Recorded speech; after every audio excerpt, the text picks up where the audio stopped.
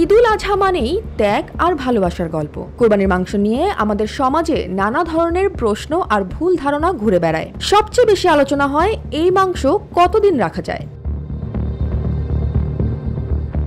অনেকেই মনে করেন কোরবানির মাংস ঈদের ৩ দিনের মধ্যেই খেয়ে ফেলতে হয়, তবে ইসলামী শরিয়াহ অনুযায়ী এই ধারণা পুরোপুরি সঠিক নয়। ফিলিস্তিনের আল কুদস বিশ্ববিদ্যালয়ের ইসলামী ফিক অধ্যাপক হুসাম আল-দিন আফানা বলেন, বেশিরভাগ আলেমের মতে কোরবানির মাংস ৩ দিনের বেশি সময় রেখে খাওয়াও বৈধ। এর ভিত্তি রয়েছে রাসূলুল্লাহ সাল্লাল্লাহু আলাইহি ওয়াসাল্লামের জীবনীতে। হাদিসে এসেছে, একসময় প্রিয় নবী সাল্লাল্লাহু আলাইহি ওয়াসাল্লাম দারিদ্র্যের কথা ভেবে মুসলিমদের ৩ দিনের বেশি মাংস না রাখার নির্দেশ দিয়েছিলেন, কিন্তু পরে তিনি সেই নিষেধাজ্ঞা তুলে নেন এবং বলেন, তোমরা খাও, সংরক্ষণ করো এবং দান করো। সহিহ বুখারী এবং সহিহ মুসলিমে বর্ণিত এসব হাদিস থেকে বোঝা যায় মৌলিক উদ্দেশ্য ছিল গরিবদের সহযোগিতা। এখন যেহেতু সংরক্ষণ প্রযুক্তি আছে, তাই দীর্ঘদিন মাংস রাখা শরীয়তসম্মত।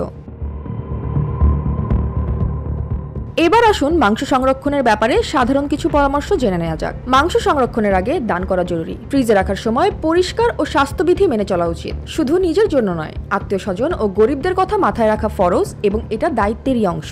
ইসলাম অপচয়কে হারাম ঘোষণা করেছে, তাই প্রয়োজনের বাইরে সংরক্ষণ নয়।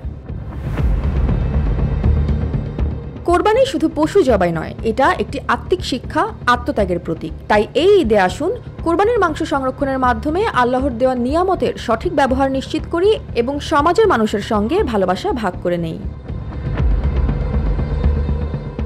Jaya Hasan, NPB news.